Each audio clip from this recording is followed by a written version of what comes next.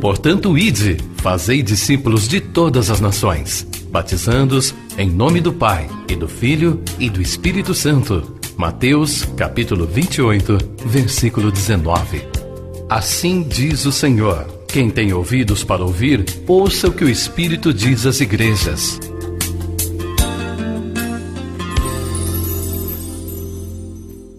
Deus, em nome de Jesus, muito obrigado, Senhor, por tudo que o Senhor nos permitiu vivermos nesse dia. Nós cremos que o Senhor já nos via aqui antes de chegarmos e nos sentimos, ó Deus, honrados, agradecidos por estarmos aqui num culto a Ti. Obrigado, ó Deus, pela oportunidade que nós temos de Te louvar, como fazem os anjos, como o Senhor é louvado no céu, nós o fazemos na terra. E também agora, ó Deus, nós queremos meditar na Sua palavra e o Teu Espírito Santo, ó Deus, que inspirou pessoas para escrever, possa nos inspirar nesse momento também para entender. Abra o nosso entendimento, a nossa mente, ajude-nos, ó Deus, a vencer as nossas limitações humanas para compreendermos, ó Deus, a profundidade da Tua revelação. É no nome de Jesus que nós oramos. Amém. Mateus 5:1 diz assim: vendo Jesus as multidões, subiu ao monte, e como se assentasse, aproximaram-se os seus discípulos. E ele passou a ensiná-los, dizendo: bem-aventurados os humildes de espírito, porque deles é o reino dos céus. Bem-aventurados que choram, porque serão consolados. Bem-aventurados os mansos, porque herdarão a terra. Bem-aventurados os que têm fome e sede de justiça, porque serão fartos. Bem-aventurados os misericordiosos, porque alcançarão misericórdia. Bem-aventurados os limpos de coração, porque verão a Deus. Bem-aventurados os pacificadores, porque serão chamados filhos de Deus. Bem-aventurados os perseguidos por causa da justiça, porque deles é o reino dos céus. Bem-aventurados sois, quando por minha causa vos injuriarem e vos perseguirem, e mentindo disserem todo o mal contra vós. Regozijai-vos e exultai, porque é grande o vosso galardão nos céus. Pois assim perseguiram aos profetas que viveram antes de vós. Amém? Texto bastante conhecido, chamado também de Sermão do Monte ou das Bem-aventuranças.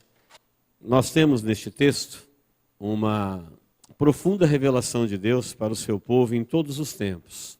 Jesus aqui, ele está iniciando o seu reino, está no começo do seu reino, ele ainda não é acreditado como Cristo. Alguns acham que ele é um profeta, outros acham que ele é um mestre, outros acham que ele é o Messias. Ele começou o seu reino quando transformou água em vinho, nas bodas de Caná da Galileia. Está registrado no Evangelho de João, no capítulo 2. A partir dali, Jesus começa a ministrar para aqueles que se interessam pelo reino dos céus, aqueles que acreditam, aqueles que entendem que Deus tem isso mesmo que Ele está prometendo, que isso é uma verdade, porque muita gente não vai se interessar. O reino dos céus está quase passando já pela terra, e ele passou desapercebido do mundo. O mundo não viu ele começar, não viu ele existir, e nem está percebendo que ele está acabando. Mas aqui Jesus estava iniciando, e ele chama a multidão, fala a multidão, mas ensina os discípulos. A multidão escuta, os discípulos aprendem. É diferente. Ele está ensinando porque ele acabou de convocar os discípulos, e ele está falando de como é que as pessoas devem ser, qual é o modo de vida, como é o estilo, como que se vive, como que se crê, como que se tem, como que se vive no reino dos céus.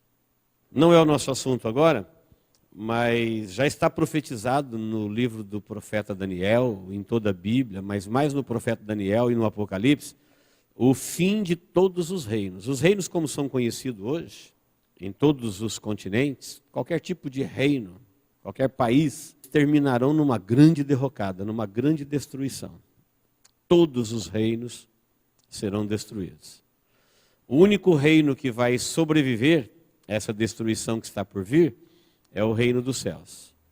É o invisível reino dos céus, que ele existe no coração das pessoas que aceitaram o rei. Creram que ele é o rei, que ele veio primeiro como salvador, mas que depois ele vem para reinar e depois para julgar e para todo sempre. E aqui Jesus está ensinando como as pessoas que aceitam viver no reino devem viver. Não é um processo seletivo, como se faz no mundo.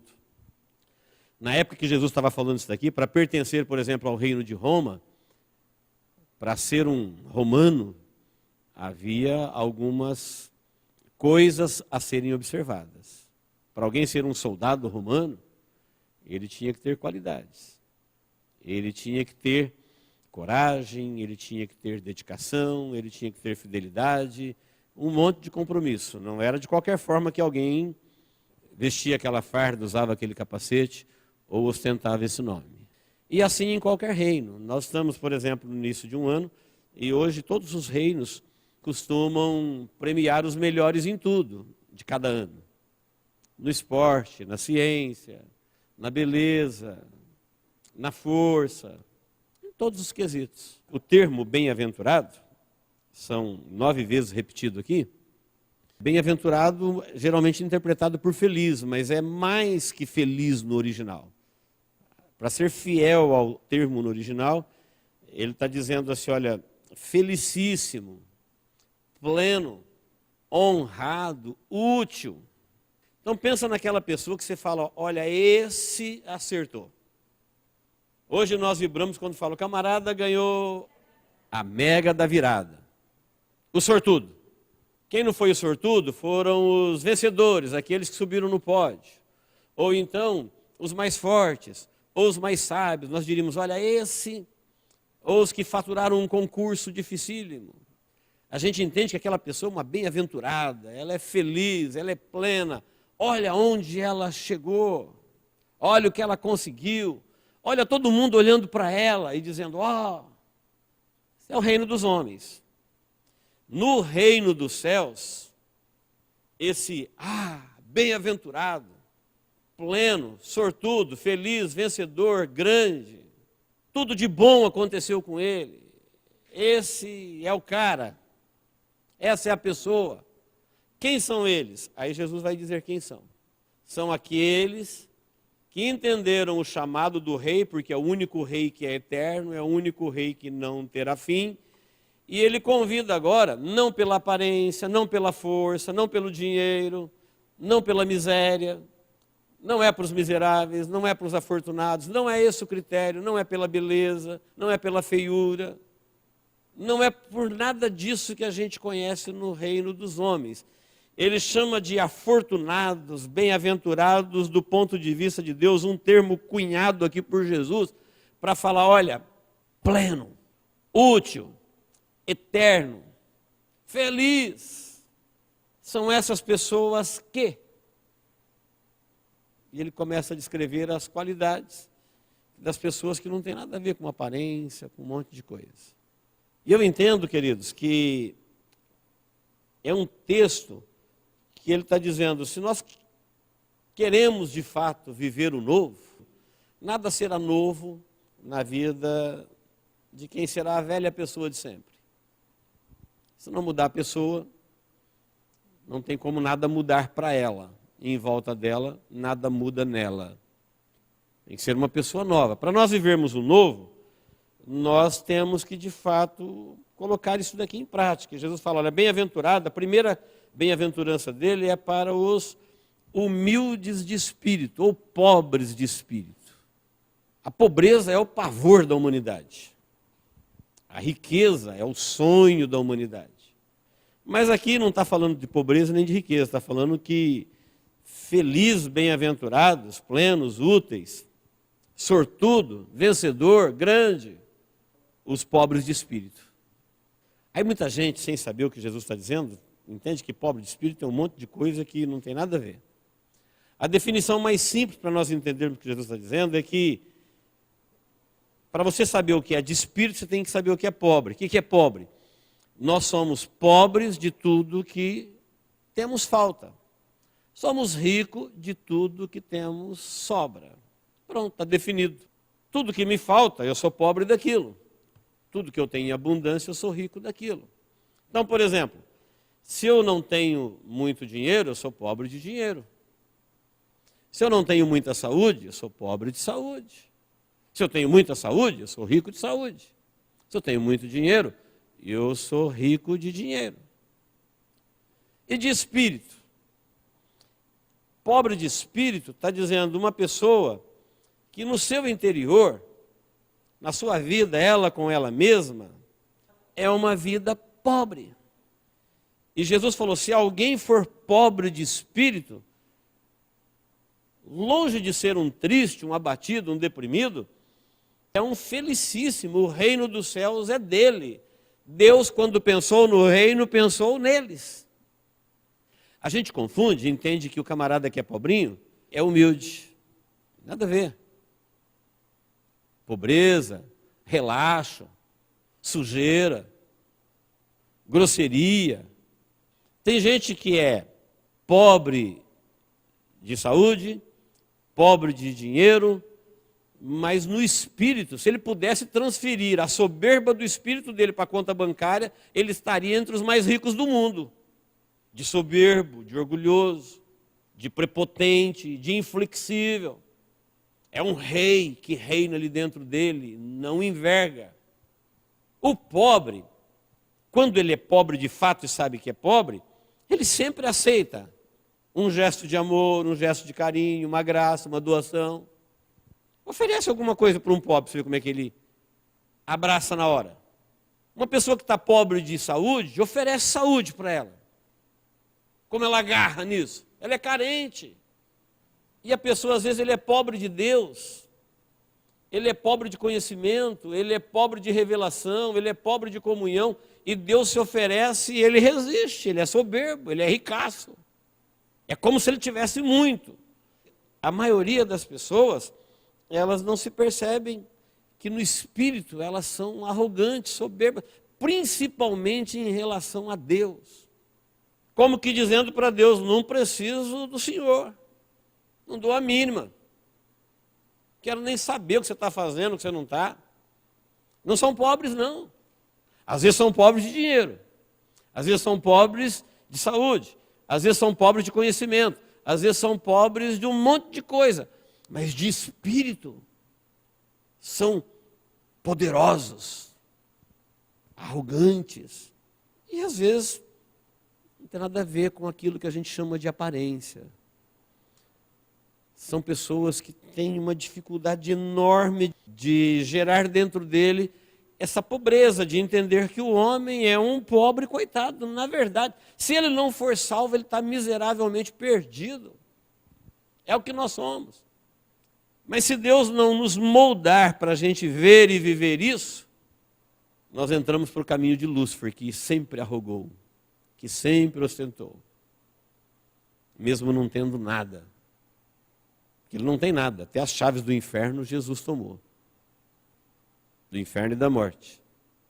E Jesus está dizendo, as pessoas que conseguirem viver isso, pelo Espírito, entenderem, isso é um quesito, é uma coisa maravilhosa. E olha a promessa que tem para os humildes de espírito, para os pobres de espírito. O reino dos céus, que é um reino que estará acima do reino angelical, é deles. Não precisa interpretar, é Jesus falando direto, olha, deles é o reino dos céus. Entende porque Jesus muitas vezes, ele repetiu, ele insistiu em ensinar para nós valorizarmos a humildade? Ele sempre insistiu dizendo, olha, bem-aventurado. Ele falou assim, porque eu vim para os humildes. Não é uma apologia à miséria ou à pobreza. Não, é a pessoa reconhecer o seu verdadeiro estado. Porque o Espírito, ele se relaciona não somente entre os homens, mas mais com Deus. E você pode ver as pessoas o tempo todo se arrogando diante de Deus. Sabe o que elas dizem para Deus? Agora não. Estou nem aí, não quero, espera. Quem sabe um dia. jamais dizem obrigado, jamais dizem Senhor. Um espírito altivo. Porque uma pessoa que é pobre de espírito, que ela entende que o ser humano realmente ele caiu, ele se distanciou de Deus, o homem ele não se garante, o homem não tem autonomia, ele não pode falar que ele vai viver no próximo minuto. Se você não pode garantir que você vai ter vida no próximo minuto, sua vida é uma vida pobre, precisa de misericórdia. E Jesus falou, bem-aventurado quem viver isso. O reino dos céus é deles. Jesus sabe que o homem é um pobre, perdido, pecador. Ele veio para eles. O homem é que não sabe que ele é um pobre, perdido, pecador. Amém, queridos? A segunda coisa que ele diz para os súditos do reino, porque quando a gente fala assim, olha, um dia é uma profecia tão grandiosa que as pessoas têm dificuldade em crer. Seres humanos um dia reinarão num corpo glorificado acima de seres angelicais. Quando os reinos da terra terminarem, existirá um reino eterno. Aí todo mundo se vê dentro do reino. Só que esse reino, você entra nele aqui as condições. Ninguém está pedindo para você ser rico, para você ser belo, para você ser forte, para você ser jovem, para você ser experiente. Não, está dizendo, você precisa ser pobre de espírito. Porque o reino dos céus é dos pobres de espírito. Você quer o reino dos céus? Quero. Então, você precisa ser pobre de espírito. As igrejas de hoje, a maioria prega a riqueza. Em nome de Jesus, eles pregam muitas vezes contra Jesus. Jesus está dizendo, o reino dos céus é dos pobres de espírito. Não é dos pobres de dinheiro, não é dos pobres de aparência, nem dos pobres de coisas, de saúde, de oportunidades. Não, de espírito. A segunda coisa, ele diz, bem-aventurados que choram, porque eles serão consolados. Você já deve ter tido alguma experiência de chorar inconsolavelmente. É horrível quando alguém não encontra consolo, porque o choro é um sentimento de que você foi atingido de alguma forma, alguma coisa te tocou intimamente e te levou a chorar. E Jesus diz, bem-aventurados que choram. A referência correspondente ao versículo é Isaías 61:2. O texto nos remete a pensar no porquê choramos. Todos nós já choramos, mas será que nós choramos por coisas que realmente devemos chorar? Tem gente que chora como criança. Criança chora por uma coisa que você não dá para ela, que se você der, ela vai se destruir com ela. Então, porque ela vai se destruir, você não dá, e ela chora porque ela queria uma coisa que ia destruí-la. Então, Deus já nos viu chorando por muitas coisas. Mas os bem-aventurados, os que choram porque serão consolados, fala de pessoas que choram por coisas que realmente vale a pena chorar. Quando você pensa na origem da humanidade, pensada, planejada, criada pelas próprias mãos do Criador, o homem o fez barro vivo e colocou nele a sua imagem e semelhança, ele é parecido com Deus, ele é criatura, mas ele reflete a glória do Criador. Ele é grande, ele é sábio, ele é belo, ele funciona, ele é honrado, ele é uma coisa gloriosa. Aí você olha para o homem no que ele está reduzido hoje por causa do pecado. É uma perda tão grande que nós deveríamos chorar por essa perda. Às vezes a gente chora porque perdeu um documento, carro, alguma coisa material.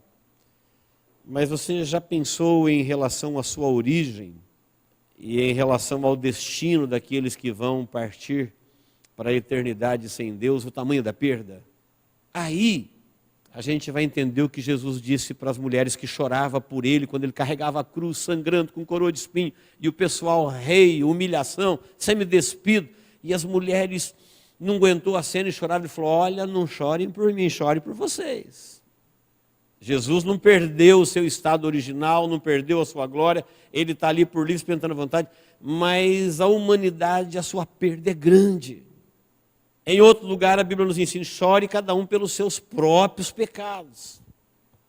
Quantas vezes você chorou pelos outros, ou por coisas banais, ou por miquinhas, E até ficou zangadinho com Deus, porque Deus não te deu aquilo que você muito queria. E nem percebeu aquilo que Ele te deu quando Ele morreu por você na cruz do Calvário. Então o Espírito nos leva a verter lágrimas por coisas que realmente Ele vai nos consolar por elas. Então Jesus viu o homem perdido, Jesus viu o homem caído, Ele sabe o homem que Ele criou, e hoje quando você vê um homem na rua comendo lixo, ou tirando a vida do outro por uma besteira qualquer, se trucidando, destruindo, quando você vê o homem fazendo o que ele é capaz de fazer e criado como ele foi, que tragédia, que perda, que queda a humanidade sofreu. E às vezes nós nunca choramos por isso, nem sentimos. Ele está dizendo que os súditos do reino têm exatamente a ideia do que são e do que serão, e do que foram. Aí está o motivo deles seguirem fielmente, louvá-lo fielmente, acreditar, porque eles sabem o que foram, o que são e o que serão. Bem-aventurados os que choram. E o que vai acontecer com eles? Eles serão consolados. As consolações de Deus virão sobre a vida deles. Então, muitas vezes nós choramos por coisa que nós não deveríamos chorar, e por aquilo que nós deveríamos chorar de fato, a gente não chora. Jesus está ensinando aqui como é que as pessoas são, como é que elas vivem dentro do reino dele. Depois ele diz, bem-aventurados os mansos, porque os mansos herdarão a terra. Hoje a terra está quadriculada, repartida, ela é vendida por metro quadrado. Mas na verdade Deus nunca deu a terra para ninguém. Essas escrituras que tem aí não tem valor nenhum. Todo mundo passa por aqui falando é meu, é meu, é meu, mas nada é de ninguém. Amém? Esse prédio aqui, por exemplo, deve ter quase um século. Já deve ter passado algumas pessoas dizendo é meu aqui. Se foram, veio outro que falou é meu. Se foram, veio outro que falou é meu. E na verdade ele não é de ninguém, ele continua aqui. Tiveram um uso. Assim é a fazenda, assim é a casa, assim é o terreno. Deus nunca deu a terra para ninguém. Os homens tomaram posse, repartiram, venderam, como fazem com tudo que é de Deus. A água que Deus dá de graça, ela é engarrafada e vendida, o oxigênio também, a terra também, e tudo que é de Deus. Mas, na verdade, Deus está dizendo que a terra, quem vai herdar ela é os mansos. É manso até que hora? Tem gente que já avisa logo, fala, ó, eu sou bom, mas até as 1:50, hein? Não insiste, não. Então, mansos. Por que manso? Porque o nosso rei é manso. Ele inaugurou seu reino com mansidão. Ele não reagiu. Não é porque ele não tinha poder, não é porque ele não tinha condições. Porque ele é manso. Ele veio retomar o reino que o homem voluntariamente entregou para o inimigo, e ele é manso e humilde de coração. Então, se nós somos súditos do rei, nós temos que ser como o nosso rei. E ele falou, então a terra eu vou dar ela por herança. Mas nós não vamos viver num corpo glorificado? Vamos, mas se alguém perguntar amanhã, e a terra de quem que é? Ele vai dizer, da igreja, dos mansos. A igreja é mansa. A igreja não morde, a igreja não fere, a igreja de Jesus não abre feridas, ela cura feridas. Ela não é predadora. Pode ver que tem religiões predadoras. Destrói as outras, mata as outras, queima as outras.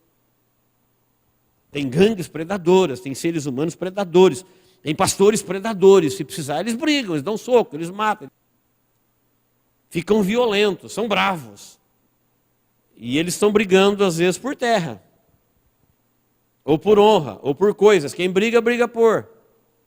Ou por uma honra, ou por um respeito.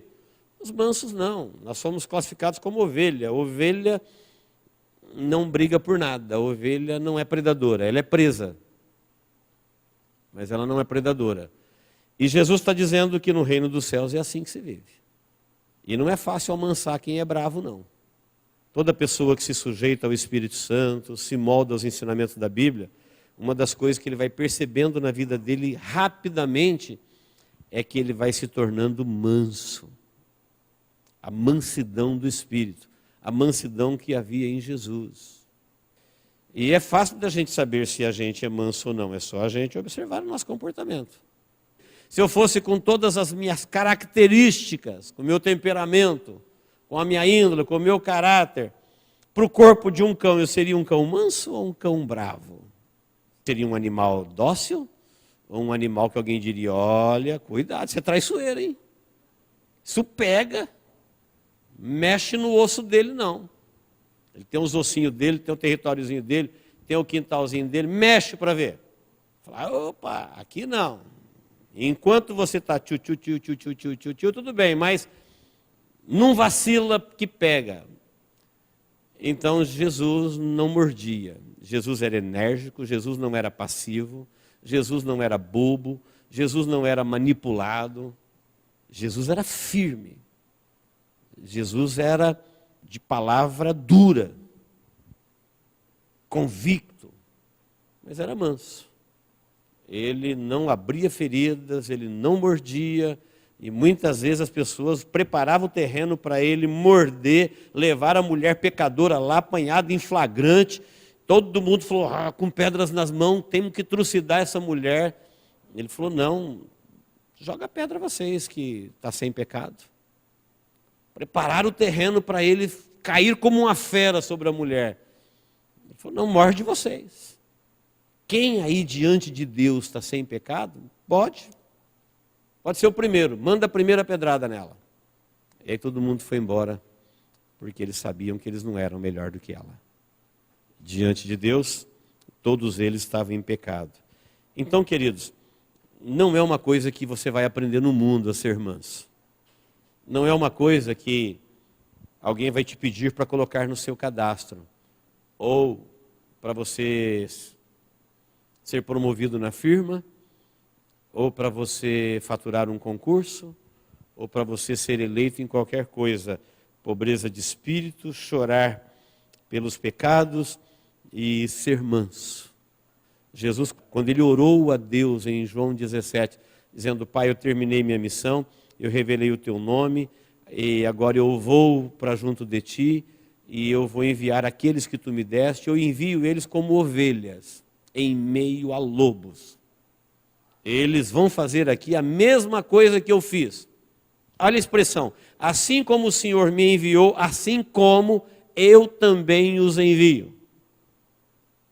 Eles serão a continuação. Teu Espírito na minha vida, o teu Espírito na vida deles, e eles vão fazer aquilo que eu fiz. Vão dar prosseguimento. Longe disso provocar algum sentimento destrutivo, isso traz a pessoa para o centro do propósito de Deus para a vida humana. Isso gera um bem-estar. É a pessoa estar bem com ela mesma, porque o homem é de fato pobre de espírito, o homem tem motivo para chorar. Se ele pensar onde ele nasceu, onde ele foi originado e o que ele está vivendo hoje, ele tem motivo para chorar, sim. Mas ele não chora por isso, ele chora por outras coisas. Mas ele tem motivo, o homem perdeu muito com a sua queda. Bem-aventurados os mansos que enquanto passam por essa vida, eles vivem como Jesus viveu e eles herdarão a terra. O relógio avança, eu vou parar aqui um outro dia, eu quero continuar essas bem-aventuranças com os irmãos, amém? Mas são coisas, queridos, preste bem atenção, que Deus não está pedindo absurdo. Olha, para ser um cidadão do reino dos céus e amanhã reinar num reino que reinará acima do reino angelical, vocês têm que ser os mais fortes, os mais inteligentes, os mais sábios, os mais poderosos. Não. Um processo seletivo desse se faz no mundo para eleger os melhores entre os homens.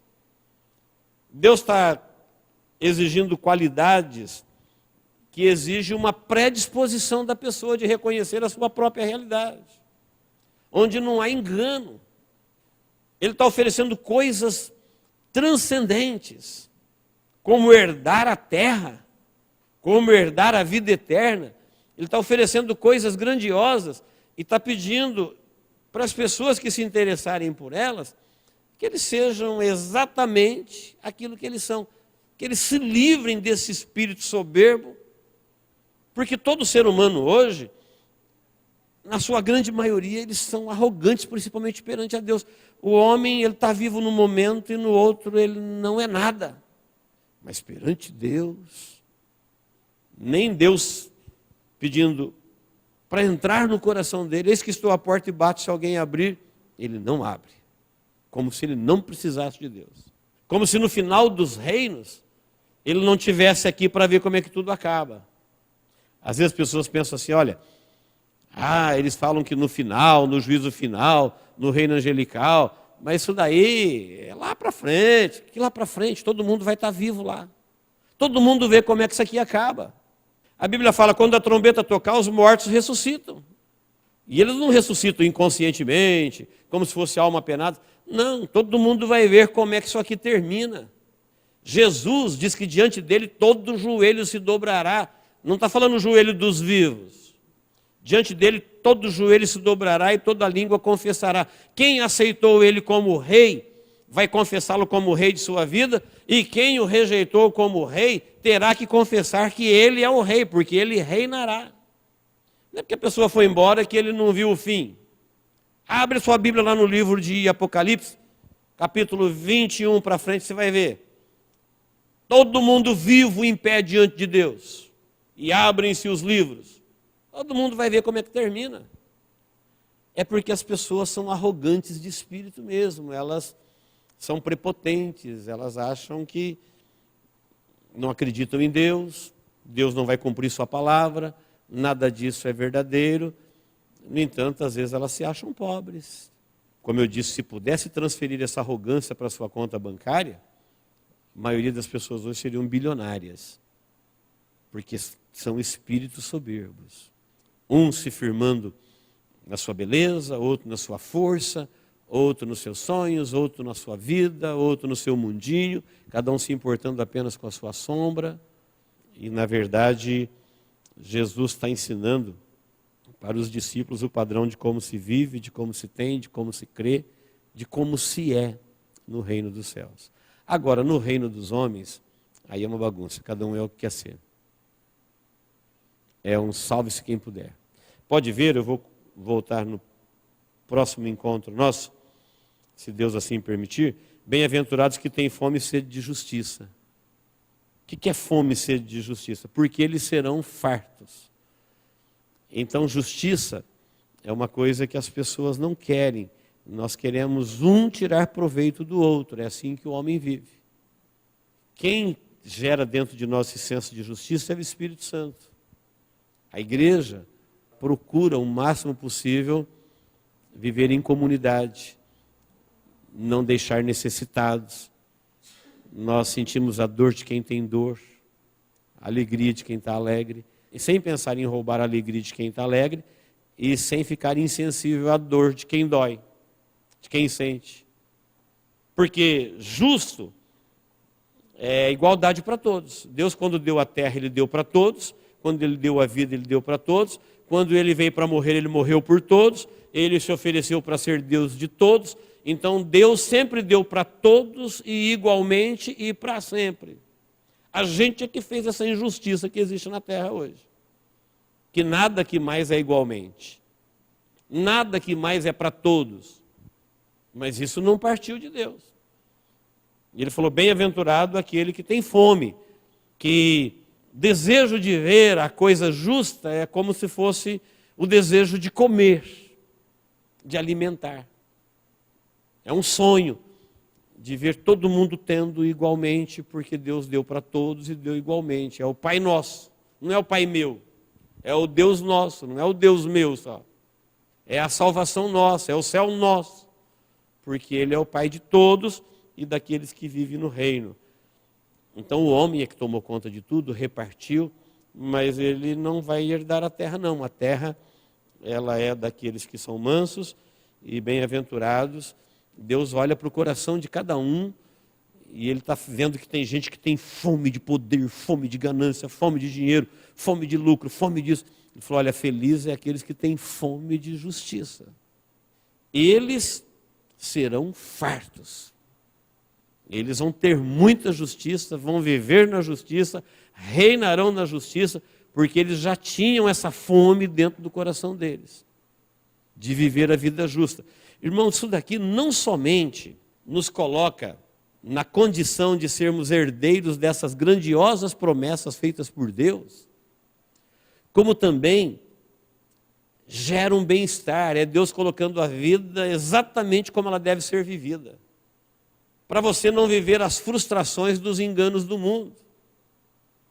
O mundo, nessa arrogância de ter, as pessoas abandonaram o senso de justiça. Eu te pergunto, deu certo? Os que dominaram esse mundo são felizes? Estão salvos? Estão plenos? Ou estão se destruindo em drogas, medicamentos e tantas outras coisas, porque eles não conseguem lidar com a própria crise existencial? Na loucura de viver uma vida na ganância dos olhos, na soberba da vida, na arrogância do espírito, escolheram caminhos que são destrutivos.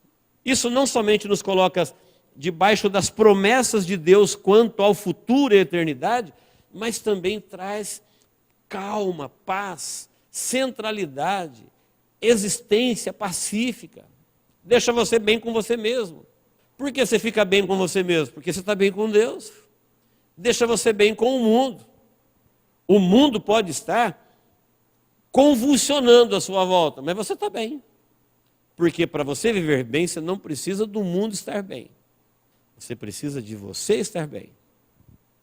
E isso a gente arruma em Deus, com Deus. Não tenta arrumar as coisas aqui dentro de você ou em alguma outra direção. Não, o homem foi criado em Deus, por Deus, e com Deus é que ele arruma isso. Isso a gente conserta com Deus. Todo tipo de crise existencial, todo tipo de fuga que o homem vive, é porque ele não quer se consertar com Deus. É porque ele não concorda com Deus. Deus fala que ele tem que ser pobre de espírito e ele não quer ser pobre de espírito. Deus fala que ele tem que ser manso, ele quer ser bravo. E se ele não conseguir se arrumar em Deus, ele não se arruma nem com ele mesmo. E nem com nada. E vai vivendo uma fuga, vai vivendo distúrbios, ele vai vivendo descontroles, ele vai vivendo como uma coisa que foi criada, mas ela funciona de uma forma errada. Portanto, funciona parcialmente, bem um momento, mal o outro. Jesus está ensinando aquilo que ele é, aquilo que ele vive, como é que ele passou por esse corpo humano, como é que se vive nesse corpo humano, como é que ele passou por esse mundo, como é que se vive nesse mundo, como é que se posiciona diante do mundo, que é um mundo predador, um mundo injusto, um mundo que rejeita Deus. Ele está dando para nós a comida que ele comeu, a bebida que ele bebeu, a vida que ele viveu. Tem outro modelo melhor? Não tem. Então, por mais assustador que pareça aos nossos olhos, porque nunca ninguém no mundo falou isso, olha, você precisa viver assim. Não, o mundo está atrás de outros valores, mas o mundo está perdido, o mundo caminha para a destruição. Como nós somos filhos do reino, como Jesus é o nosso rei, então nós não nos orientamos pelo mundo, nós nos orientamos pelo rei e vivemos como se vive no reino dos céus. Amém? Vamos orar? Eu creio que Deus está nos chamando através da sua palavra para nós, de fato, vivermos uma nova vida. Para a gente não se esconder atrás da religião. Eu já sou crente há 20 anos, eu já aprendi isso, eu já aprendi aquilo, eu já fiz isso, eu já fiz aquilo. Não, enquanto Deus nos mantém na vida aqui nessa terra, nesse corpo, vamos viver essa vida nova proposta por Deus em Cristo Jesus. Que às vezes a gente passa tanto tempo dentro de uma igreja e nunca aceita viver a vida que Jesus quer que vivamos no seu reino.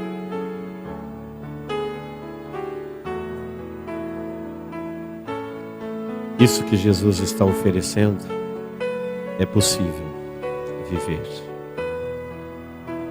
Nunca diga eu não consigo, Porque não é pela força do seu braço, não é pela força da sua vontade. Você precisa crer e aceitar e dizer: Deus, eu quero viver isso daí. Se é assim que se vive no seu reino, é assim que eu quero viver. Se é assim que tem que crer, é assim que eu quero crer.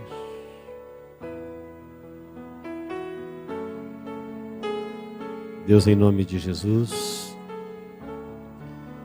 obrigado, Senhor, por cada um que o Senhor congrega. Receba, Senhor, a nossa vida, nosso culto, nosso louvor, a nossa presença, como um sacrifício santo, voluntário, agradável, de tudo aquilo que o mundo nos oferece para fazer.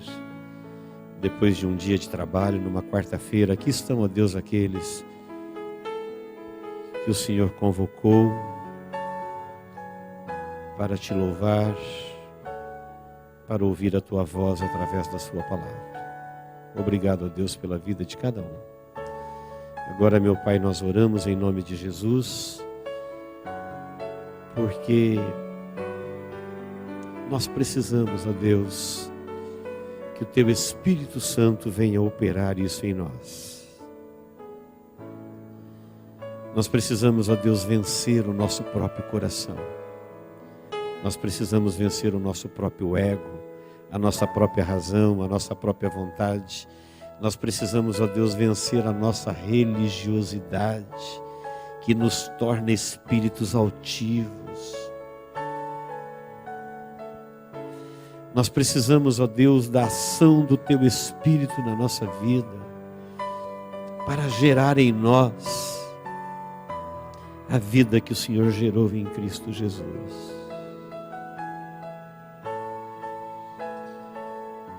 Tira, ó Deus, da nossa vida toda a altivez herdada ao longo da vida, toda a fúria, todo o ódio, toda a bravura, todo o rancor, toda predisposição para o conflito.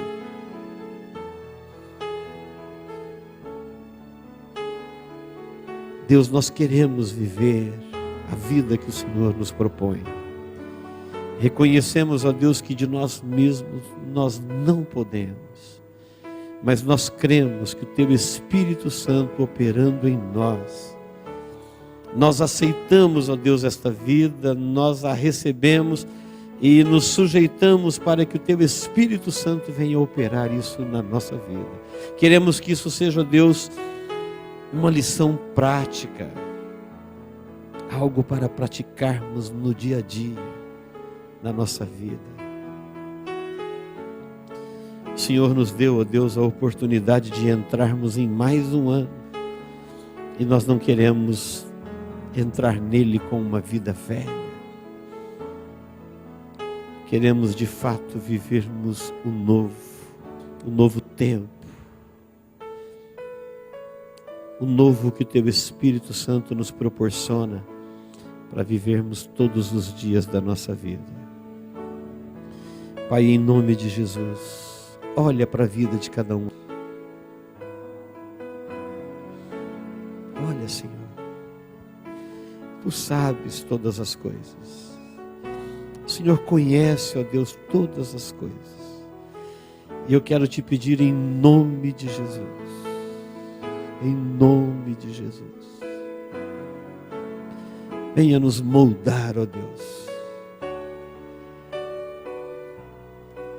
Venha nos conduzir de tal forma que possamos sentir o Teu Espírito, ó Deus, operando em nós como células de um único corpo, espalhado por toda a face da terra, onde o Teu Espírito Santo conduz, dirige, que os Teus impulsos, ó Deus, possam ser percebidos nos nossos sentidos,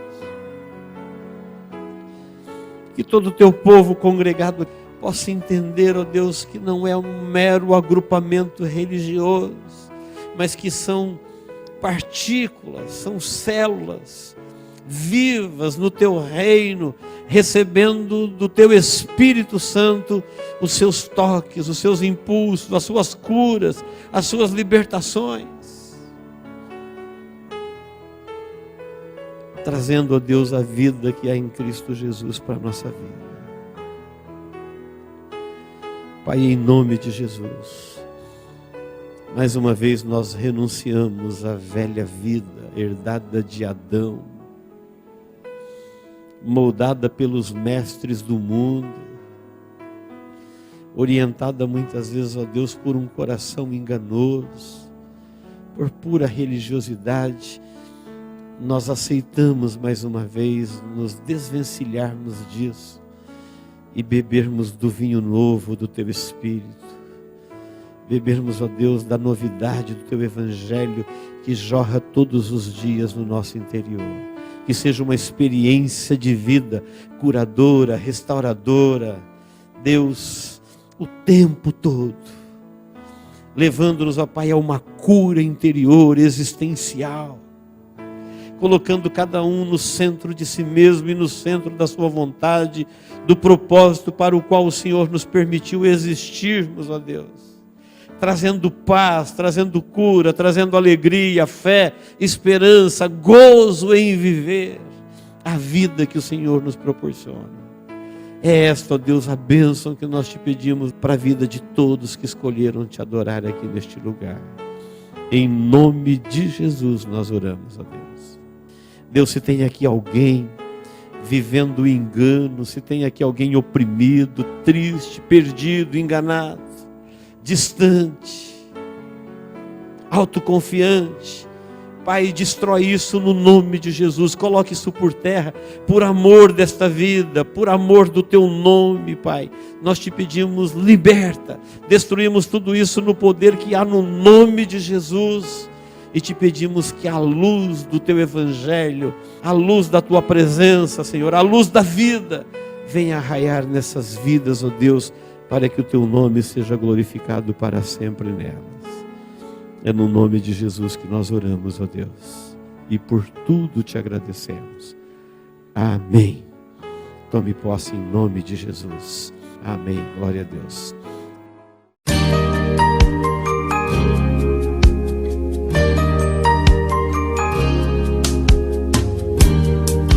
Esta mensagem foi gravada ao vivo quando ministrada na Igreja Evangélica Manancial. Este tema e outros mais estão à disposição do público a preço de custo, com o único objetivo de proclamar a palavra de Jesus nestes últimos dias.